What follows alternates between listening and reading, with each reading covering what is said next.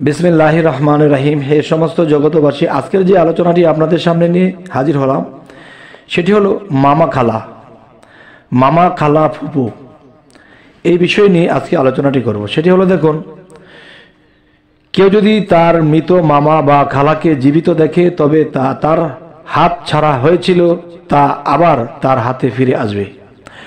অবশ্যই কথাটি আবার খেয়াল করবেন যে কেউ যদি তার মৃত মামা বা খালাকে জীবিত স্বপ্নে দেখতেছে তবে তা তার হাতে যেই ধন বা যেই জিনিসগুলো এসেছিল তা হাতছাড়া হয়ে গিয়েছিল সেগুলো আবার হাতে ফিরে পাবে।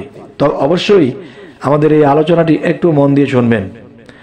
দেখুন, কেউ যদি কোনো মৃত জিন্দা করতে দেখে তবে তার হতে কোনো কাফির মুসলমান হবে অথবা কোনো পাপী তওবা করবে। সুবহানাল্লাহ। কথাটি আবার বলছি, কেউ যদি কোনো মৃত ব্যক্তিকে জিন্দা করতে দেখে তবে তার হাতে কোনো কাফির মুসলমান হবে অথবা কোনো পাপী তওবা করবে, আল্লাহর পথে পথিক হবে, সত্যবাদী হবে। আচ্ছা, এবার আসি, কেউ যদি তার এলাকার কিছু পরিচিতা মৃত মহিলাকে সেজে গুজে জীবিত হয়ে উঠতে দেখে তবে ওই মহিলাদের সাজসজ্জা বেশভূষা হিসেবে স্বপ্নদ্রষ্ট এবং উক্ত মহিলাদের নিকটাত্মীয়দের কাজকর্ম বা আশা আকাঙ্ক্ষা পূর্ণ হবে। অবশ্যই এ কথাটি আমাদের আরেকবার বুঝতে হবে।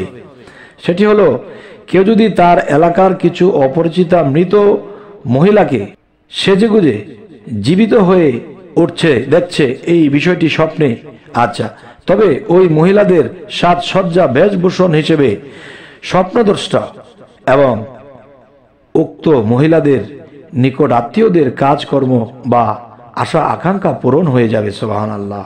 এবার আসি, হে সমস্ত জগতবাসী, যদি মহিলাদের জামা কাপড় সাদা দেখে তবে ধর্মীয় বিষয়ে আশা আকাঙ্ক্ষা পূরণ হবে, আর যদি লাল দেখে তবে খেল খুশি বা খেলা তামাশা জাতীয় আশা আকাঙ্ক্ষা পূরণ হবে, আর যদি কালো দেখে তবে গান বাজনা জাতীয় আশা পূরণ হবে, আর যদি পুরাতন ছেঁড়া ফাটা দেখে তবে দরিদ্রতা ও চিন্তা ফিকিরে লিপ্ত হবে, আর যদি ময়লাযুক্ত দেখে তবে পাপে লিপ্ত হবে। হে সমস্ত জগতবাসী, অবশ্যই এই কথাটি খুবই গুরুত্বপূর্ণ, আমরা আবার শুনব। সেটি হলো, যদি মহিলাদের জামা কাপড় সাদা দেখে কেউ স্বপ্নে তবে ধর্মীয় বিষয়ে আশা আকাঙ্ক্ষা পূর্ণ হবে, আর যদি লাল দেখে তবে খেয়াল খুশি তামাশা জাতীয় আশা আকাঙ্ক্ষা পূর্ণ হবে, আর যদি কালো দেখে পোশাক তবে গান বাজনা জাতীয় আশা পূরণ হবে, আর যদি পুরাতন ছেঁড়া ফাটা দেখে তবে দরিদ্রতা ও চিন্তা ফিকিরের লিপ্ত হবে, আর যদি ময়লাযুক্ত দেখে তবে পাপে লিপ্ত হবে। আচ্ছা, তাহলে এই জিনিসগুলো স্বপ্ন দেখলে আমরা যদি দেখি আমার স্বপ্নে আমার শরীরের জামা কাপড় ময়লাযুক্ত হয়ে আছে, তখনই বুঝবো যে আমার দেহের ভিতরে যে আত্মা, সে আত্মাটা পাপিষ্ট হচ্ছে, নিশ্চয়ই আমি কোনো পাপ কাজে দাবিত হচ্ছি, তাই সেখান থেকে আমাদের নিরাপদ হতে হবে। তো যাই হোক, এবার আসবো, মৃতকে যদি এমন জায়গায় নামাজ পড়তে দেখে, কোনো মৃত ব্যক্তিকে যদি এমন এক জায়গায় নামাজ পড়তে দেখা যায় সেখানে যে জীবদ্দশায় নামাজ পড়তো তবে তা তার উত্তরাধিকারীদের দিন ঠিক আছে বলে ইঙ্গিত বহন করে, কেননা মৃত্যুর কারণে সরাসরি আমল করা হতে সে বঞ্চিত হয়েছে। আচ্ছা, তো এবার আসবো, যদি কোনো ব্যক্তিকে জীবিতদের ইমামতি করতে দেখে তবে তাদের হায়াত কমে যাবে, কেননা তারা মৃতের অনুসরণ করবে। এবার আসি, কেউ যদি কোনো কাজ কর্মে যেমন আসা যাওয়া ওঠা বসা ইত্যাদি মৃত ব্যক্তির পাদাঙ্ক অনুসরণ করতে দেখে তবে সে ভালো মন্দ যে কোনো কাজ কর্মে মৃত ব্যক্তির অনুসরণ করবে।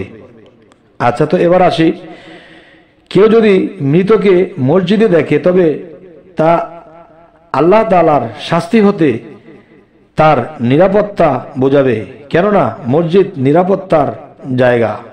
এবার আসি, কেউ যদি মৃতকে দরিদ্র বা ঘুমন্ত দেখে তবে তা তার আখিরাতের আরাম আয়েশের প্রতি ইঙ্গিত করে। এবার আসি, কেউ যদি মৃত ব্যক্তির সাথে একই বিছানায় নিদ্রা যেতে দেখে তবে সে দীর্ঘজীবী হবে। আচ্ছা, এবার আসি, কেউ যদি মৃতকে জীবদ্দশায় যেখানে নামাজ পড়তে দেখে সে জায়গা ছাড়া অন্য কোথাও নামাজ পড়তে দেখে তবে তার ব্যাখ্যা হলো জীবদ্দশায় যে সৎ কাজ করেছিল বা যে সমস্ত ওয়াকফ বা দান খয়রাত করেছিল তার সওয়াব তার কাছে পৌঁছেছে। আর যদি মৃত ব্যক্তি কোনো প্রশাসক হয় তবে তার বংশধরের তার মতো প্রশাসন ক্ষমতা লাভ করবে। হে সমস্ত জগতবাসী, আজ আপনাদের সামনে যে আলোচনাগুলো করা হলো অবশ্যই এই আলোচনাগুলো বোঝার বিষয়। আমরা যদি এগুলো বুঝে শুনে চলি তো ইনশাল্লাহ আমাদের ইহকাল পরকালে আমরা অনেক কিছুতেই গুছিয়ে চলতে পারবো, পাপ মুক্ত থাকতে পারবো এবং দুনিয়াবি লাভ এবং আখিরাতের লাভ, দুটি লাভই আমরা অর্জন করতে পারবো। তবে হে সমস্ত জগতবাসী, আমাদের এই আলোচনা যদি আপনাদের ভালো লাগে তো অবশ্যই সাবস্ক্রাইব করে নেবেন, পরবর্তীতে যেন ভালো আলোচনা এনে দিতে পারি। আল্লাহ হাফিজ।